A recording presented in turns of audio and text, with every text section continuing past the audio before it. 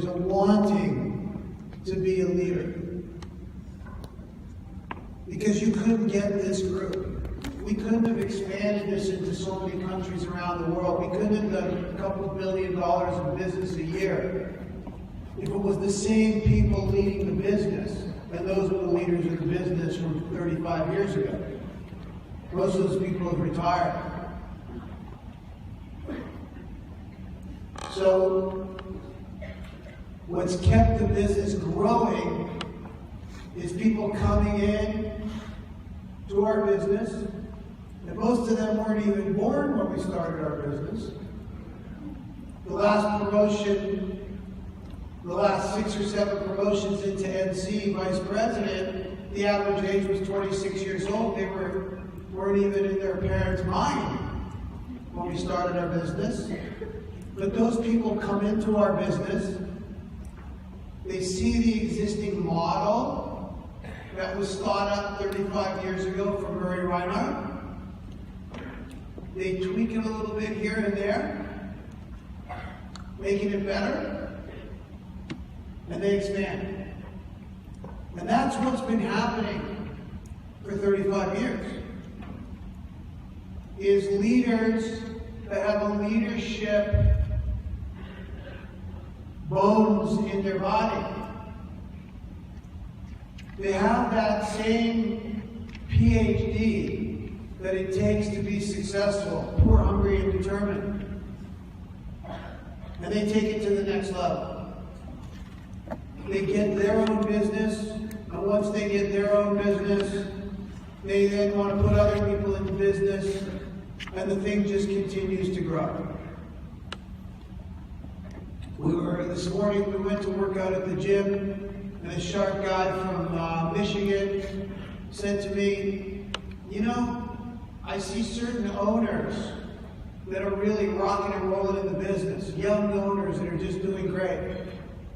And you see others that are not." And he said, "Larry, what makes a leader? What makes a leader?" And I said, "I don't know. It's what's inside of you. It's how much you're willing to sacrifice while the other person quits." But the only thing I can relate it to, being a guy, was sports. Everybody watched the Super Bowl last week, and you saw Peyton Manning with diminishing ability from where he was 10 or 15 or 20 years before. But all of his players wanted to win for him. They looked up to him. When they talk about him, they talk with passion. They talk about how no matter what time they get to the gym, he's there before them. No matter how many hours of film they watch, he's watching more. That he's always there for them. Always. So there could be other quarterbacks that have more ability, can throw the ball farther, can run faster, but they don't gain the respect from their teammates that Peyton Manning gets from his teammates and his coaches and his fans. Even if you liked Carolina last week, even if you're a New England fan, somewhere in your heart, you feel for Peyton Manning. Then there's other quarterbacks that have tremendous ability. I always make fun of my buddy Al Posada because he loves the Chicago Bears. And they always say with Jay Cutler, you're never going to win a Super Bowl. He'll throw the ball farther. He's got tremendous ability, but his players don't love him. Our business, different than most businesses in the world, is a dependency on others to be successful. This is not wrestling. This is not singles tennis or golf. This is a team sport where you win only if other players on your team are successful. I go into offices sometimes and people say to me, you know, I'm number one in the program. I outsold everybody. I rang the bell 29 weeks in a row. And my first thought is, how many's on your crew when you open an office? Who cares what your sales are? Yes, you're expected to perform. You're expected to ring the bell. But how many people did you teach that can perform? Responsible people that want the opportunity with you, that are willing to follow you into your own business. How many people are excited about you? And that's so important in this business model.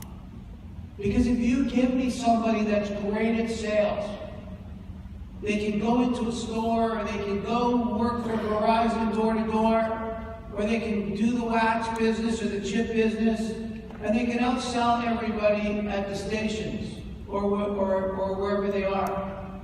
But they can't teach.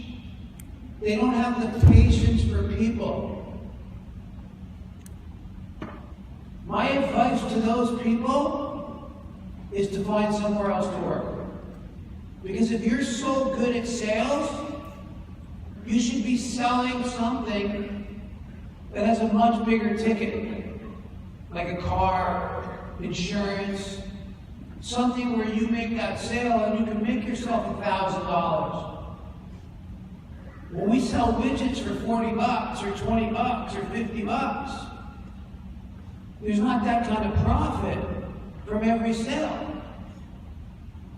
My houses, my cars, everything I have wasn't built on the sales I personally did. It was built on training and teaching people who taught people.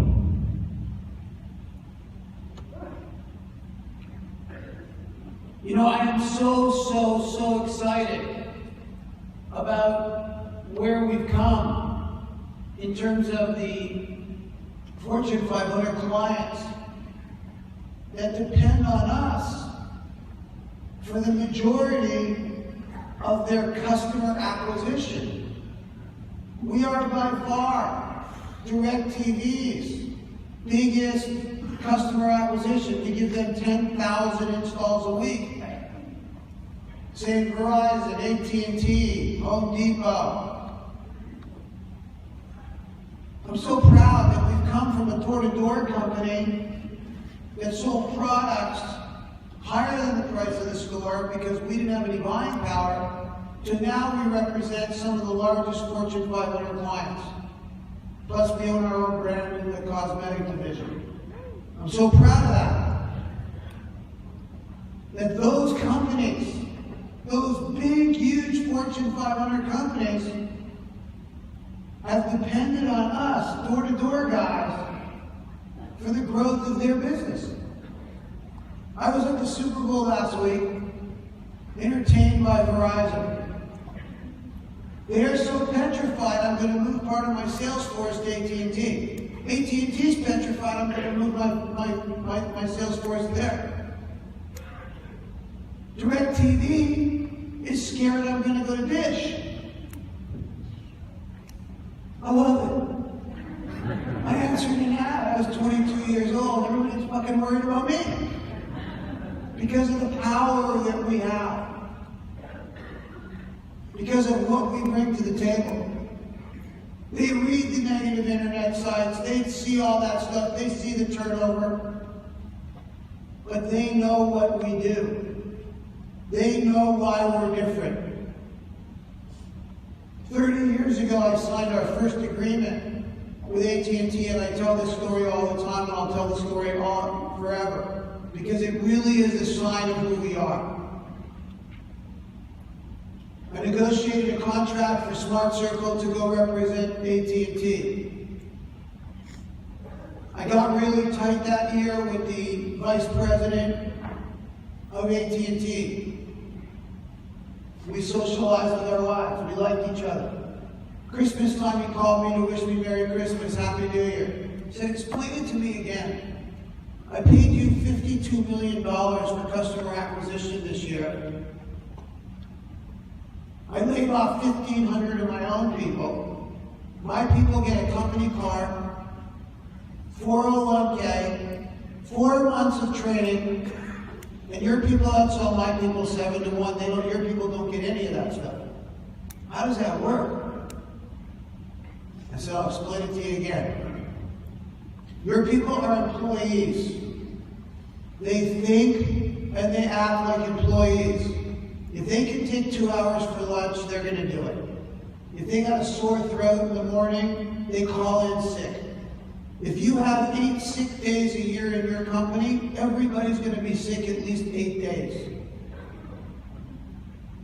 Those people think, I just don't want to get laid off, and I want to be able to work till I'm 65, take as many vacations as I can. As soon as it's 5 o'clock in the afternoon, they go home and watch the Flintstones. They hope to get a gold watch and a Kool-Aid party at 65, and that's what most people are like. So they're not running from call to call. My people, most of them either quit or get fired within their first 2 weeks because they can't do it. But the ones that get through the program are true entrepreneurs. They don't need all those guarantees. And they know if they bust their ass, in 6 months to a year, they're going to own their own company. Who in your business will own their own company within a year? That's why my people outsell your people 7 to 1. That was 25 years ago. And it's still the same. When we go inside the Home Depots, or we're inside the Costco's and the Sam's, or we're going door to door representing Verizon, and it's freezing cold outside, or it's boiling hot outside, the people that drive themselves through it are the people that want to run their own business. And they're paying a price for that franchise, not cash. It's not like McDonald's where I had to pay $750,000 for the franchise. But I paid with sweat and with tears. I wanted to quit 10 times while I was in the field. I thought about giving up so many times. But I didn't. I didn't. Because somebody always was there to help me. Because in the back of my mind, I wanted to see this through. I wanted to own my own business. I had that step 7 of what I wanted to do for my folks. Or what I want to do for my kids. And those are the people that are our partners for life. That want it so bad. But you could want it so bad, but if you don't have the ability to lead others, if you don't have the ability and the patience to help others, then you're never going to succeed. Because we're not telling you this is a guarantee. We're not telling you that we're guaranteeing you ownership. We're not telling you, hey, just watch the calendar. 12 months from now, here's the keys to your office. We're basically saying, here's the business. Here's how it works.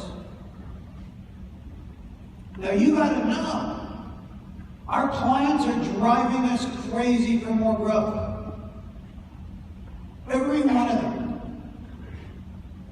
The only way we can grow is to open more offices.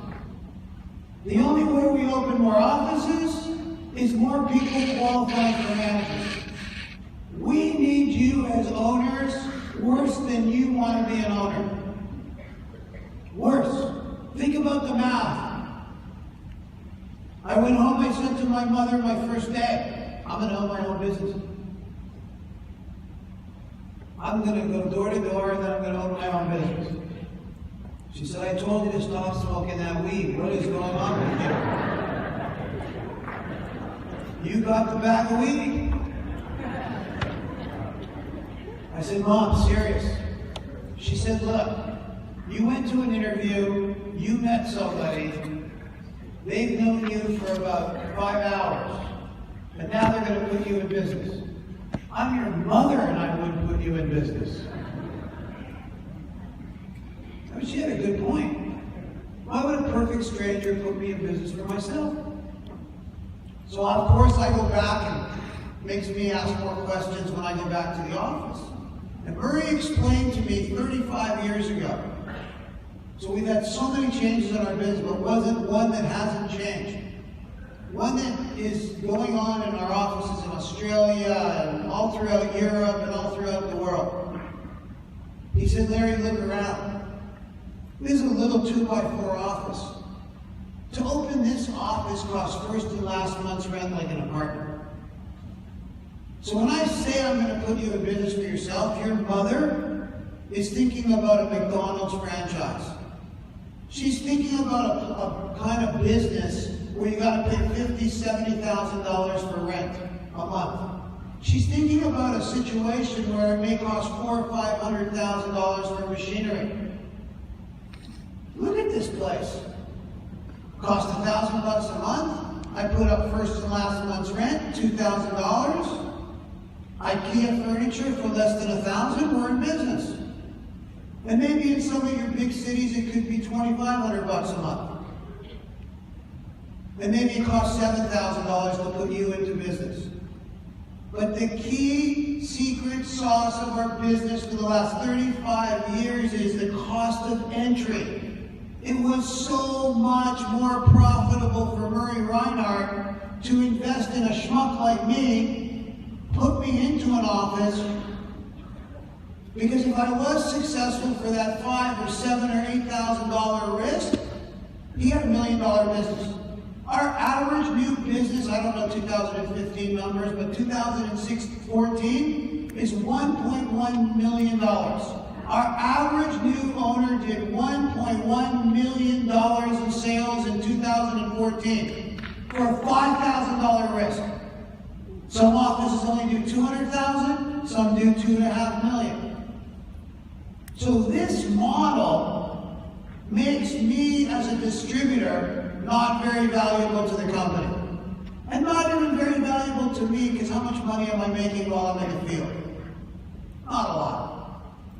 But it makes me as an owner managing 15 and 20 people so much more valuable to me, to the company, to my promoting owner, and to the client. This is the one business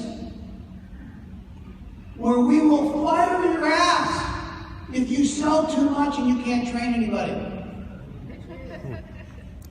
It's incredible. I go up to people that I know are great at sales, but they're turning people off in the field. I fire them. They go, how are you firing me? I'm number one in the office. Because you're a deterrent to what I'm trying to build. I need owners. I don't need salespeople. You can take the worst guy at sales that's a great manager, and if I have to take him out 10 days in a row, he could be terrible at sales. I can teach him how to sell. I'm not worried about teaching people how to sell. I'm worried about attracting responsible people.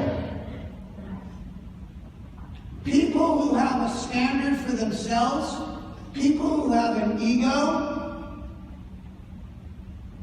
people who at this point in their life have a priority for what they want to do in their career, where this is their priority, those are the people I need. Those are the people I need. Because I get people that they are involved, and I understand. Because I wasn't an entrepreneur when I showed up on the doorsteps of this business. I didn't have an entrepreneur's mentality. I wasn't in school thinking I'm going to own my own business. Nobody in my family ever owned their own business. We were a worker family. We worked for other people for generations after generations. We weren't the most likely to succeed. We were the herd. My family was the herd. I went to university. I'll tell you how smart I was. I paid tuition, money that my family really needed.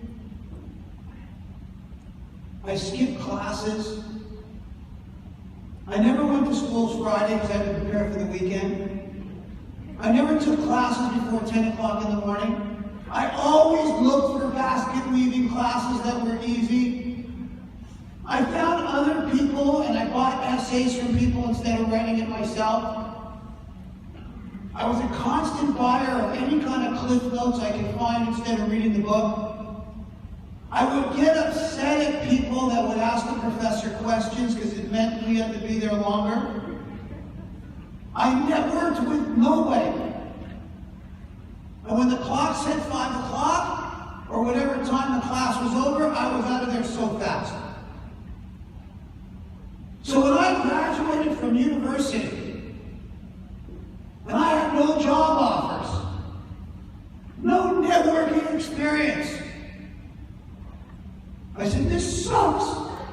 This institution sucks.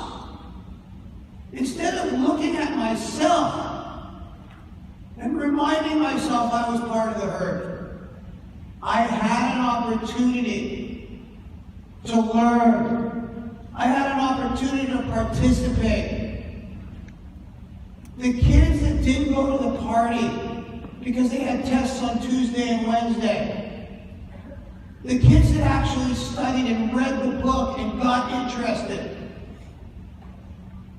they became lawyers and doctors and engineers. So my excuse is, I'm not as smart as they are. That's not the truth. We're all just as smart as the next person. I just didn't want it as bad as they did. I wasn't willing to make it a priority. I couldn't see. I actually could not see past my nose. I was focused on today. I wasn't focused on tomorrow. My standard of sacrifice and my standard of saying I worked hard was way lower than their standard. Way lower than their standard. When I went home and said I worked really hard, I really studied hard for an exam, my standards were very, very low compared to other people. Why is it? Why is it? For those of us who are sports fans, whether it's the NFL, the NBA, baseball, all those things, the first round of a draft, the players that get selected first, the players that are the ones that get the most money in the first round of playoffs, why do they more than not come from the poor neighborhoods where there's not a father and mother involved? Why don't the kids that get all access to all the equipment, get access to private coaches, get access to all that stuff? Why aren't those kids going in the first round? Why did the poor kids getting all the money. Because they wanted more. Because that's all they got. Because they don't have a winter vacation and say, oh, should we go to Aspen skiing? Should we go to Hawaii? What should we do? They don't have shit. They don't have nothing. They got a soccer ball. They got a baseball. They got to play in the yard. And most of them don't do nothing with their lives. But the ones that do are the ones that want it more than anybody else. So I was the kid that came from the poor neighborhood. My father sold newspapers for a living. But in my mind, I believed I was destined for getting a job. Being part of the herd. And even when I got involved in this business, I went home and told my mom I'm going to run my own business. It was like most of my diets. I get really excited at the beginning and then I start scaling down. The excitement comes less. Because even when I joined this company, and they said show up at 8 o'clock, I'd come in around 8:15.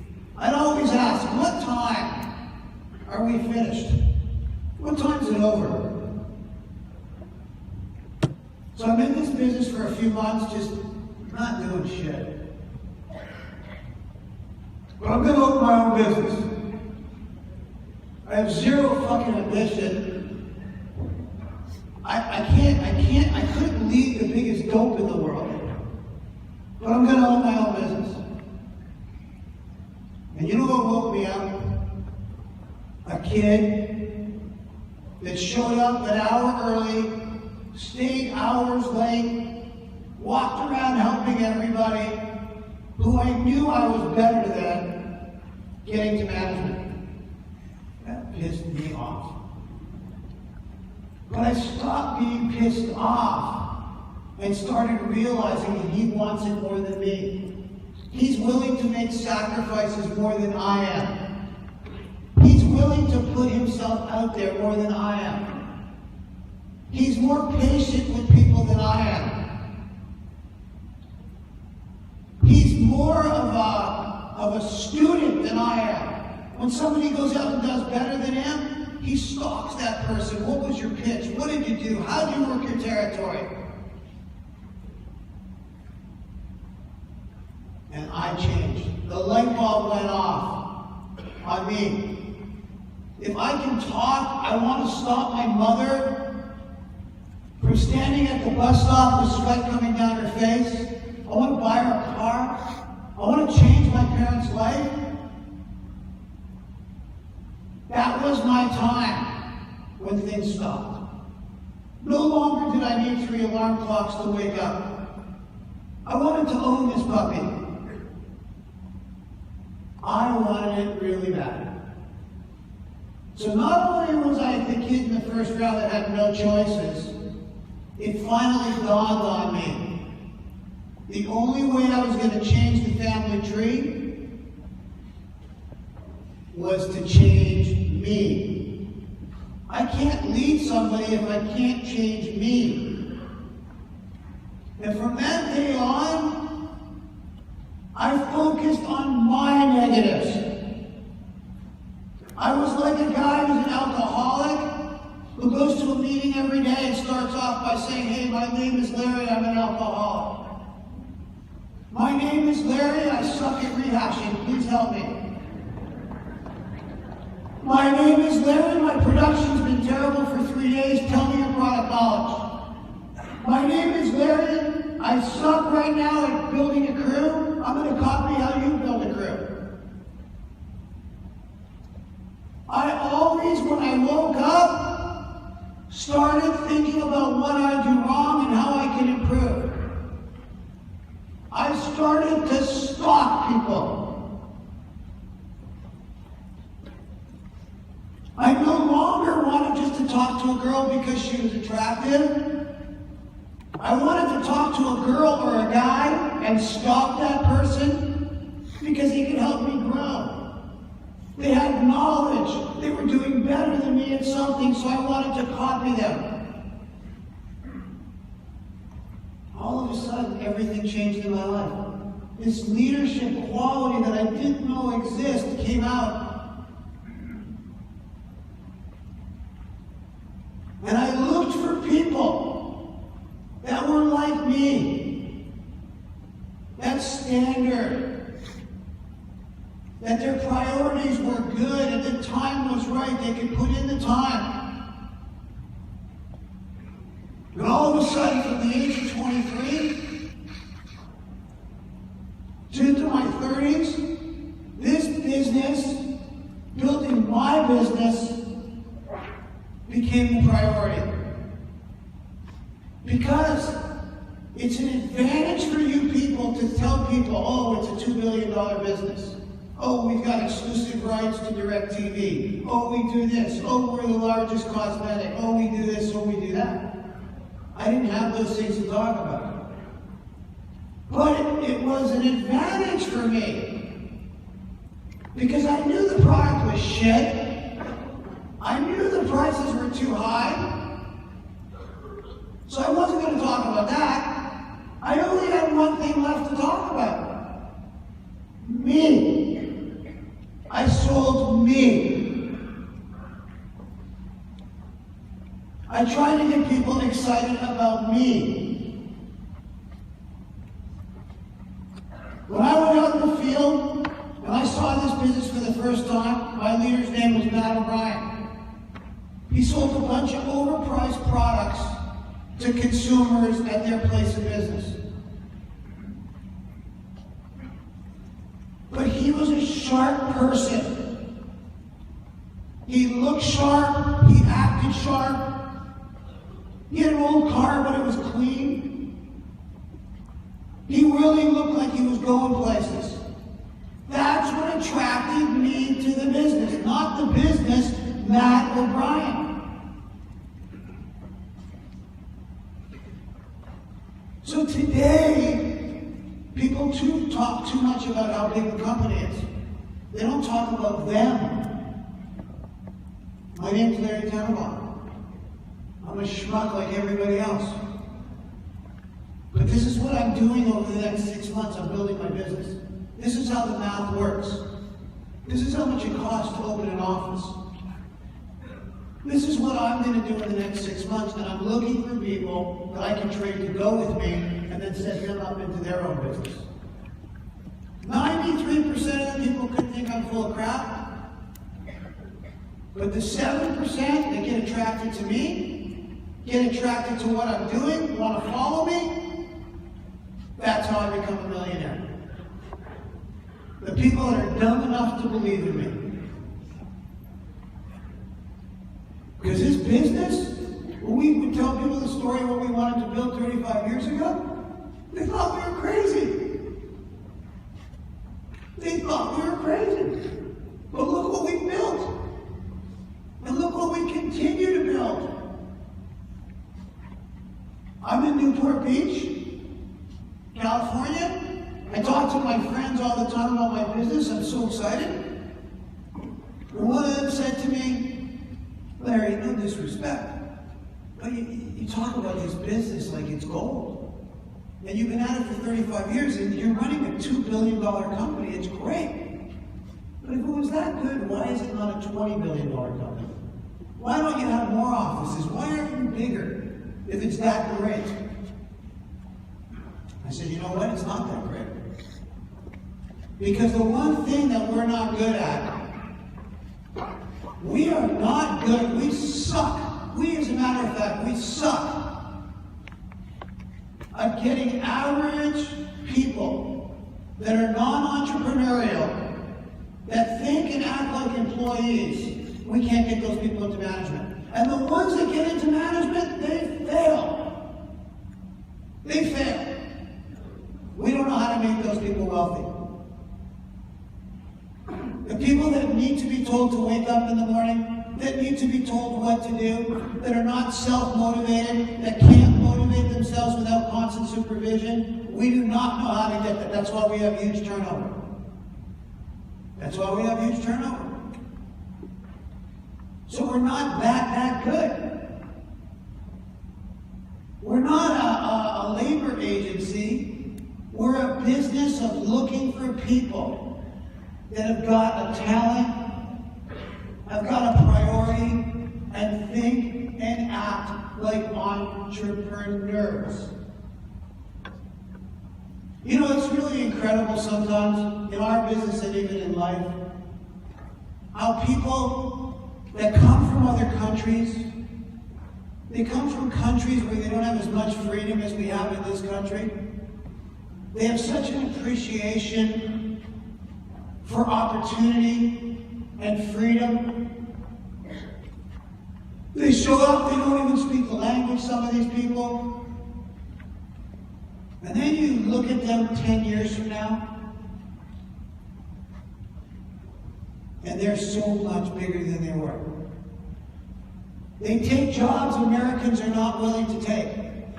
They get a job as a dishwasher, and they're excited about the job. They don't care if they have to live 5 families in a house.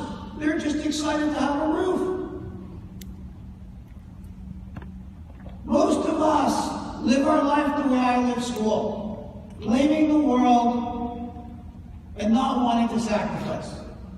So those people come here, they take jobs we're not willing to take, they got great attitudes, they live 5 families in a house, we laugh at them, 10 years later we're renting houses from them. We're buying food at their liquor store. Because they sacrificed. Do we have that sacrifice in us? Are we willing to pay the price for success? Even once you get to ownership, people go, I just want to be an owner, I just want to be an owner. Once I'm an owner, I'm going to make a lot of money. Somebody's bullshitting you. Ownership is now, it's all on you.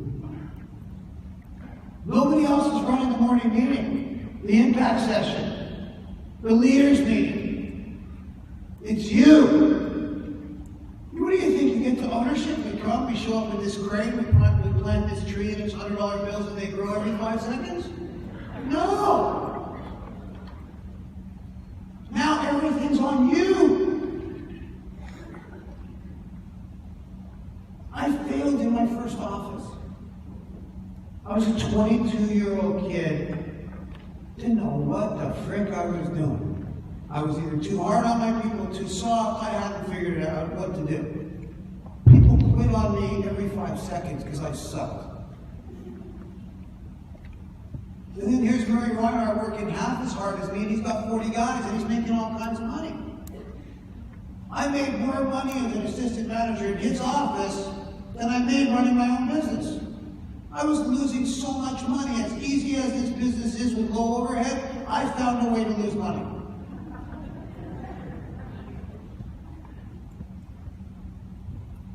And when I went on a retrain, I thought about quitting. But I knew I could figure this out. I could figure out what to say, how to say it, when to say it. I knew it was me. It was me. I could adjust. And if you've got that willingness to learn, there's so many people in our company that can teach you. We're not teaching it because we're nice people. We want to grow. We need you to have 20 people instead of just making money on yourself. We want to teach you. But you got to be willing to learn. And you got to, every time you get down, you got to come back up. And you got to make this business a priority. My kids, they think I'm lazy. Because when my kid was in high school baseball, and the games were at 3 o'clock in the afternoon after school, I was at every game. I never missed one game. All the other fathers were working.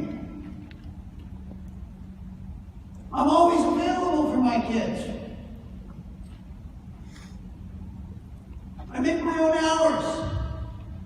But what they didn't see when they were really little, that I wasn't around. was traveling. I was building a business. Me and my wife, we had some goals. My kids only know 10,000 square foot houses.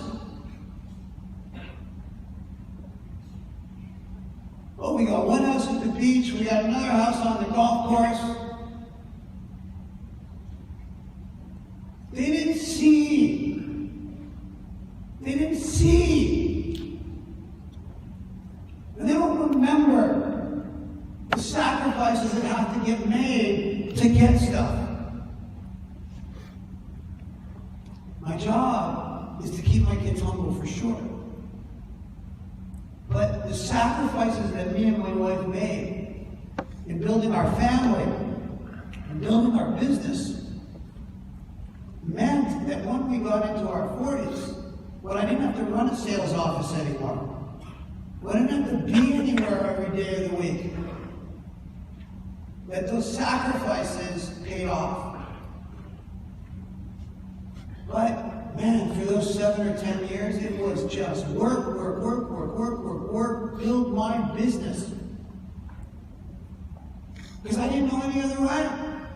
Anybody that told you this is a great business, like all those, on TV we see the guys investing in real estate and they're on a boat with girls on bikinis and all kinds of stuff. This is not that kind of business. You gotta work your asses off. This is blue collar, not white collar. For 6 or 7 years, you gotta work your ass off. And you gotta build a core of other managers that are just as dedicated as you. So that when you do take your foot off the gas, you do go on vacation, you do enjoy doing things with your parents or your kids, that you're making more money than you ever made because you spent those 7 or 8 years building your business. Not 7 or 8 months, 7 or 8 years. This is not a 7-month hard work and you made it. But we have an incredible business model. We continue to tweak the business model. Think about this, ladies and gentlemen. Think about this. 35 years.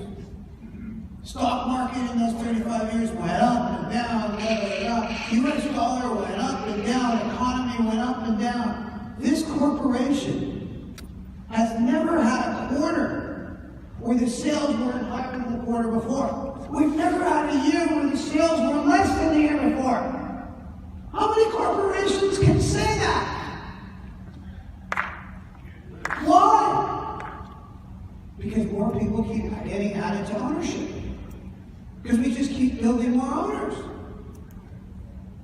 That's what you're a part of. But that doesn't mean shit for you. You personally. You're just another number that comes and goes. Unless you say, this is my business. This is not Larry Tenenbaum's business.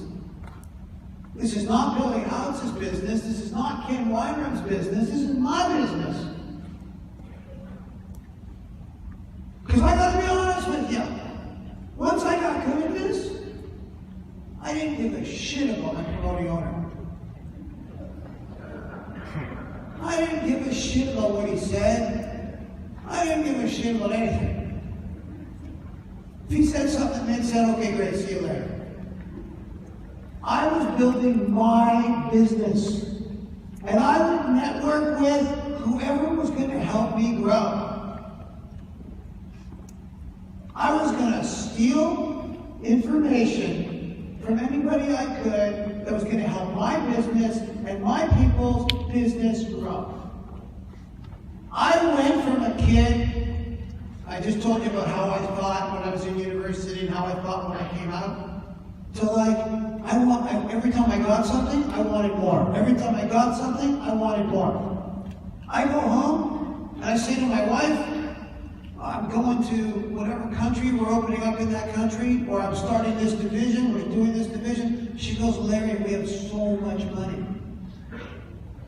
When is enough enough? I say, honey, it's like when you play Monopoly. You got boardwalk, it felt really good. 7 minutes later, you're like, where the fuck is Park Place? You gift card places in Boardwalk, I can own mortgages on those places. That's life. You always want to grow. Not because you're a materialistic person, because it's fun. Do you know how much fun it was last week?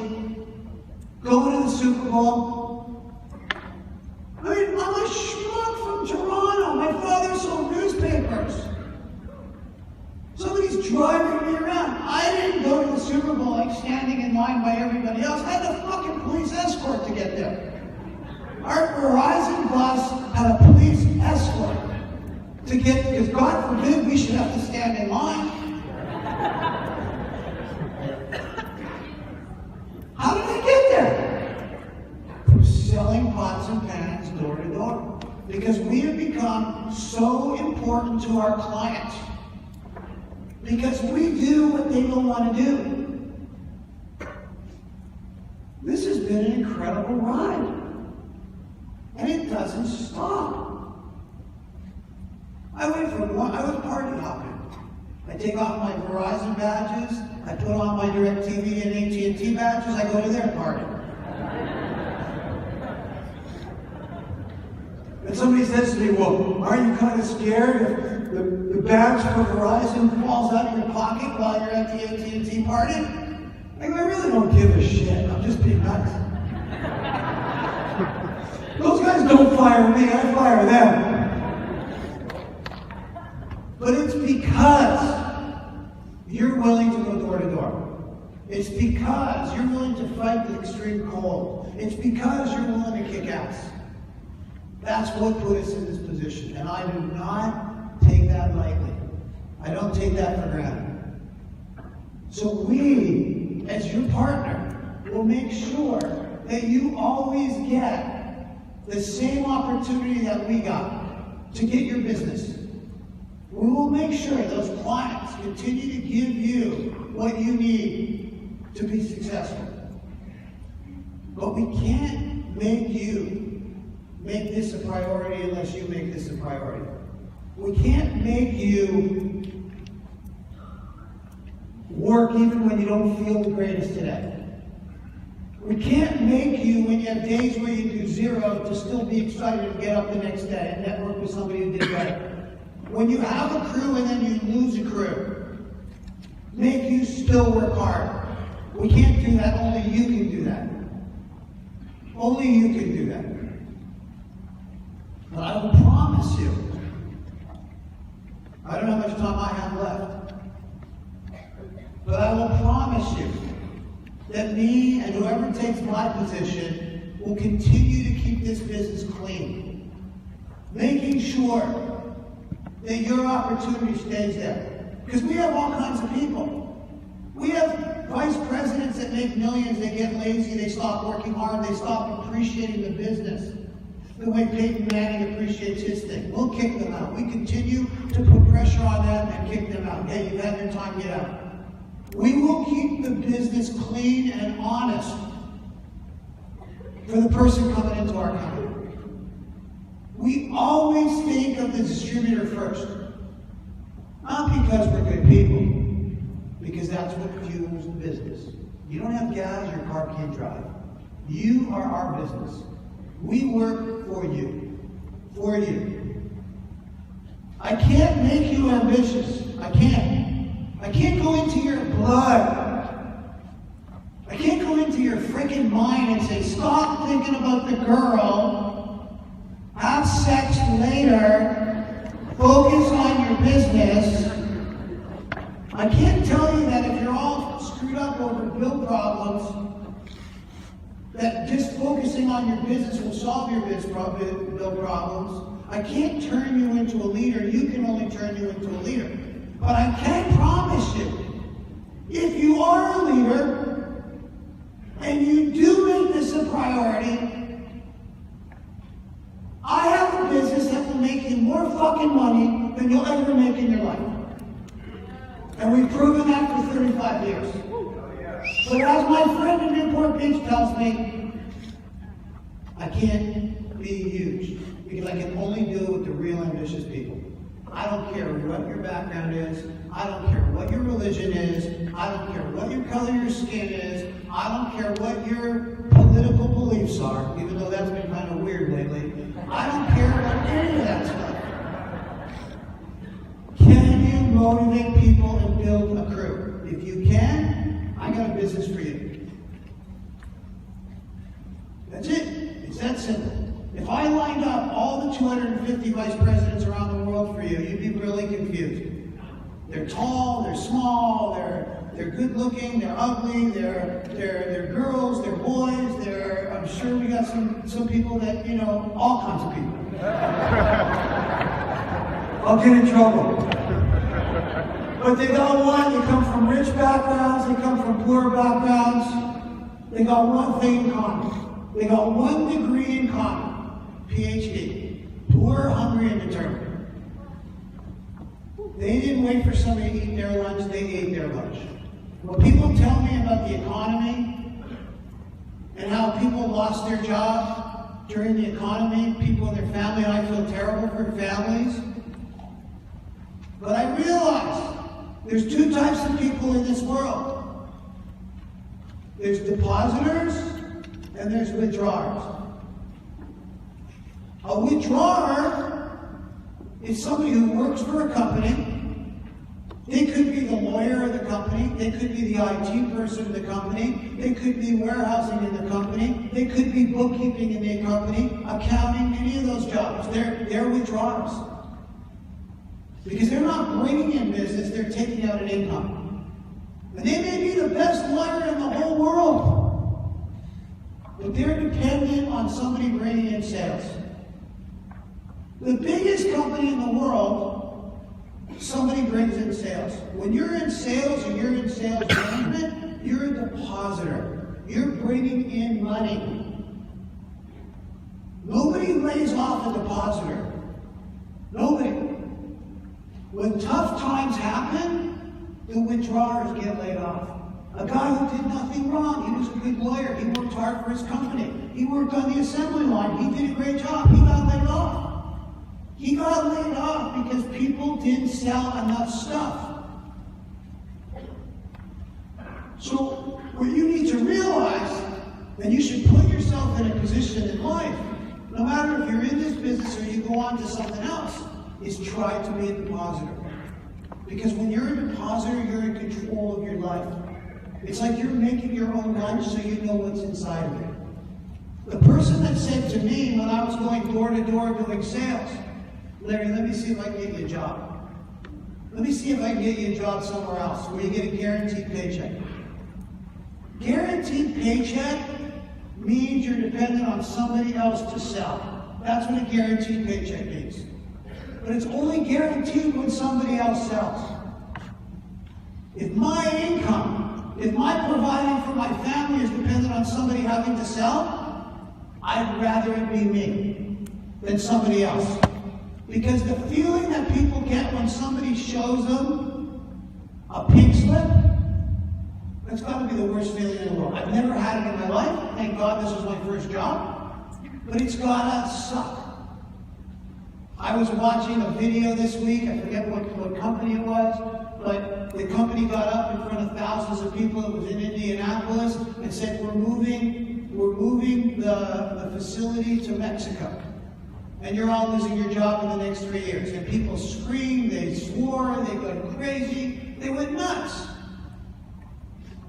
And again, it's a terrible thing. But I guarantee you that company is not laying off people in sales who are bringing in the dough. So if you're bringing in the dough, you're never getting laid off. I've had it happen 100 times since I've been in this business where I get a phone call, a letter, an email from somebody, and they say, Larry, I left your company, it wasn't for me. But I went to this other business. The principles that I learned in your business, stalking people that are really good at it, showing up an hour before everybody else, staying 2 hours late, going home and practicing my product knowledge like crazy. They think I'm crazy. They promoted me 3 times. I am I'm making so much money, thank you so much. No, I feel just as good about that as if they stayed in our company. Because the philosophy of what Murray taught us, what we teach you, is simple. Work harder than everybody else. Make every moment count. Stop people. Don't try to figure it out yourself. There's somebody somewhere else in this country that can help you sell more widgets every day, who's got a better pitch than you. Someone can help you train people better than you're doing. Stop them. Figure it out. Put pressure on yourself today. Because if I had to go door to door or even work a full week right now at 57 years old, it would suck. Even putting on a tie is hard for me lately. But I got that shit out of the way in my 20s and 30s. Do that. Focus. Because the people that didn't work as hard as me in their 20s and 30s, what did they get? They watched a bunch more episodes of the Flintstones? I mean, seriously. Seriously. Now, if I was a nutcase and all I cared about was work, and as the money got better, if I did go on vacations with my kids, if I did start doing better things and take days off and do things with my family, I'd be an idiot. But remember, I started out lazy. I'm finishing lazy. I'm starting and I'm finishing in the same place. This ass ain't working 6 days a week. Right? It's what I did for that short period of time. I didn't have a rich daddy. I didn't win a fucking lottery. So I had to take a short breather from my laziness and work my ass off. Doesn't seem so hard. And it became so easy for me as all my friends retired and went on to other stuff. I said, you know, I tried the retirement thing. I tried to hit a ball into a hole. I started kicking and cheating and stuff like that. I just couldn't get excited about it. But the excitement of going to the Super Bowl and having the client like all over me, or coming and watching people successful, makes me keep young. So that's why I'm still here. You haven't gotten rid of me. Because I love the action. I love what this business has done for me. I love what it's done for other people. I love watching people successful. I also love watching people quit. I know that sounds terrible, but when a person says I quit, I say, great! Because they can't do it. It makes me feel better about the sacrifices I made, or it makes me feel better about the people that do it. And besides, we need those people to quit. Somebody's got to buy our products out there. People say to me, I'm never going to buy from you, blah, blah, blah, blah, blah. Well, you can't. How are you going to get away from me? I'm selling everything possible in this world. And I keep selling more stuff. You know what it's like to go into somebody's house and see my shit everywhere? Guy says, oh, I signed up for DirecTV. Oh, where did you sign up for it? Best Buy. Thank you. I bought some pierogies at Costco. Thank you. I love it. I go into people's houses and I see my old Fastbacks can. I'm like, oh, good. You can't get away from me. And it continues to grow, thanks to you. So you build your little business within the business. And guys, when I see a Kenny Weintraub at 31 years old making $7 or $8 million a year building such a massive organization, because of the clients, because we figured out this model, it's happening for people way younger. He's making way more money at 31 than what I made. I see 23-year-olds making way more money than what I made at 23 years old. It's happening faster. It's because of two reasons. First of all, we're attracting way smarter people than we used to. Second of all, we've got better clients than we've ever had. We're attracting people that would never want to talk to us, begging us to sell their stuff. So those two reasons are why we're growing. So we need your support if this is for you. If it's not for you, thanks for trying. Thanks for trying. Hope you enjoyed the experience and hopefully it'll help you somewhere when you do. But if you're a real owner, we need you. Because I can sit here in front of you and promise you, in the next 36 months there'll be 1,000 new owners. I can promise that to you. I just can't promise it's going to be you. I can try. You can put me on a tape recorder and I'll keep that promise. I'll blow away 1,000 for sure. Question is it going to be you? Okay, does anybody have any questions before we break up and go into our meetings about anything? Yes, stand up, please, miss. Hi, I'm Katie Hyder from Atlanta, Georgia. Whose kids are Kenny Ryan? What's that? Who Ken is? Ken Weimer? Ken Weimer, stand up. That's Ken. Ken, come to the front of the room.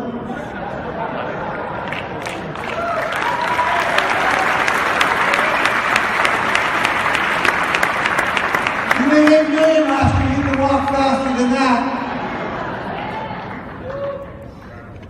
How many years you been in the business, Ken? 2007. What did you do before the company? You were unemployed. Well, you must have had some ambition somewhere. What did you do? When I graduated school, I worked at Merrill Lynch for 3 months. I worked at a golf course, picking up the golf balls on the driving range. And I lost all my money in Atlantic City except for $50. And I drove back from Atlantic City and said I needed a job. My buddy interviewed at a company in North Jersey that was selling cameras and product stuff. So I called him up and asked him how the interview was, and he said it was great. He said you got $400 a week base pay, which obviously he lied to me. And I went home and looked it up online and didn't find it, but I found another company in North Jersey, so answer that. Well, what makes you different? What makes me different? I mean, I want to make a lot of money. I want to be successful. I like being like I was my buddy that interviewed at that other company. He was always way more talented than I was, for sure. I was telling the guys the other night in Rachel's office. We were in high school. In high school you have to do your senior paper, and he turned in a blank CD and a blank disc, and the teacher was like, she's like, Kevin, I wanted to go do your paper, but there's nothing on the disc. And he was like, oh, you must have deleted it. She's like, oh my God, I feel so bad. I'll give you a B+. I'm so sorry. And I was like, I gotta say what happened. So he was like this really good-looking guy. Everything that he wanted, he got. And I was always more of like the unexpected underdog. So even when I went to college, I played lacrosse. My freshman season, the coach pulled me into the office, and he sat me down, and he had this little 8x8 office. He sat me down and he's like, Dave, I'm like, what? I'm like, my name's Ken. He's like, Dave, he's like, you're last on the depth chart. He's like, but don't get discouraged. He's like, we're not going to do cuts this year. I'm like, oh, great. I'm like, I really appreciate that. I was like, all right, that sounds great. And it really pissed me off. So, I worked my ass off that year. Towards the end of the season, I got playing time. And then that summer, when I went home, I worked like crazy. When I came back next year, starting defense, and junior year I was the captain, and senior year I was the captain. And, I prefer to be in that position. This business is the same way. I was telling the guys the other night that when I went to the new owners meeting, there was probably 18 other owners that were in the room, and I was one of the 2 owners in there from the home improvement division. And the other owners that were in the room were like, hey, what program do you work on? I'm like, oh, we do home improvement lead generation. They're like, oh, you're never going to make it in this business. That's a stupid program. And I was like, all right, that sounds great. It's really what we can do. And, I passed most of them by. And, Larry worked most of the money a little bit, but I did make a lot of money. But I guess I'm the underdog, Larry. I guess I'm the underdog, super focused, willing to make the sacrifices that he talked about. The business is definitely my priority. I've had a relationship for 8 years. she's a good partner and stuff and very supportive.